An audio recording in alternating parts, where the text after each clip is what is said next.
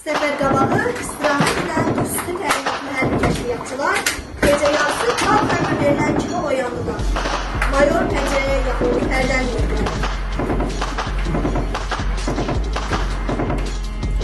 Və işığı yandı. Bir neçə gün idi ki, 2-ci Qarabağ Savaşı başlamışdı. Qanlı döyüşlər gedirdi.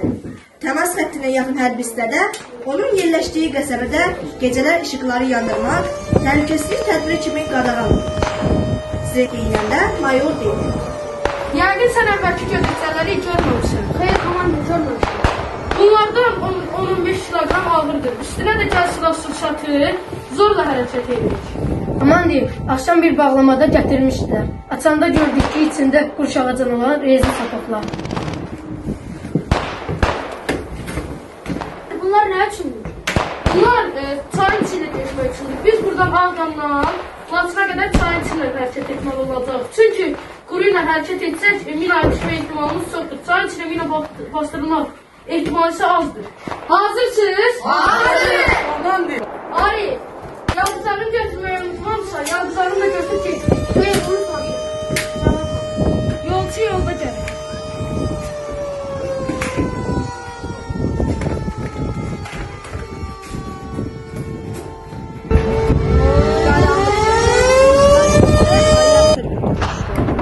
Oktyabrin əvvəlləri olsa da havada soyuqluq vardı.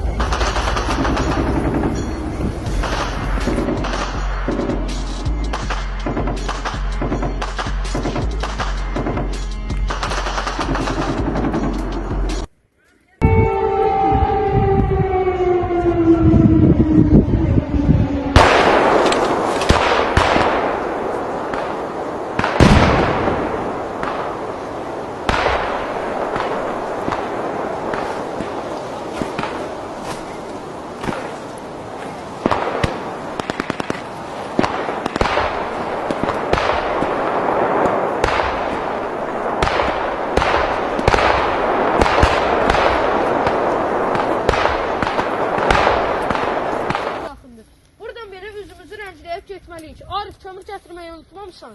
Xeyr, komandir, unutmamışam.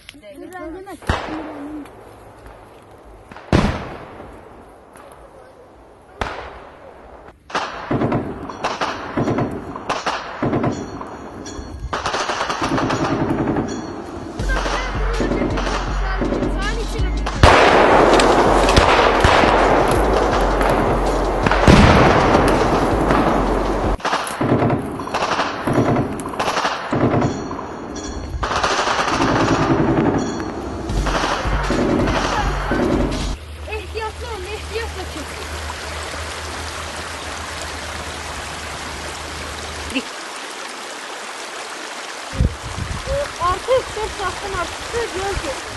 Digərlərinə də gedir. Maya, ne saattir yoldayız? Təxminən 4 saatdən artıqdır. Az mı?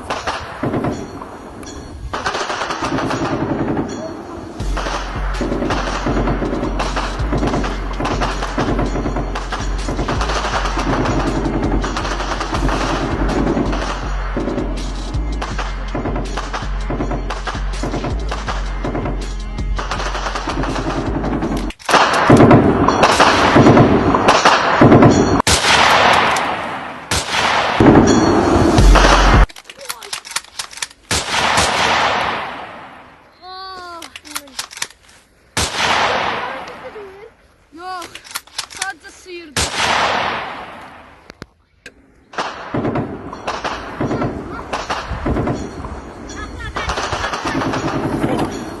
Yapsam mı?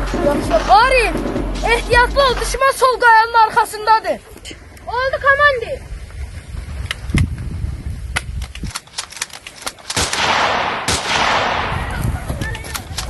Düşman komandir.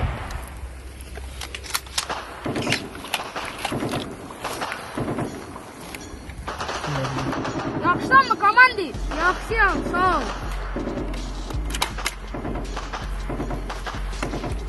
Komandir, artıq cəmiyyəli azaddır. Durma, qalx, bayrağı sant. Başla komandir. Artıq azaddır.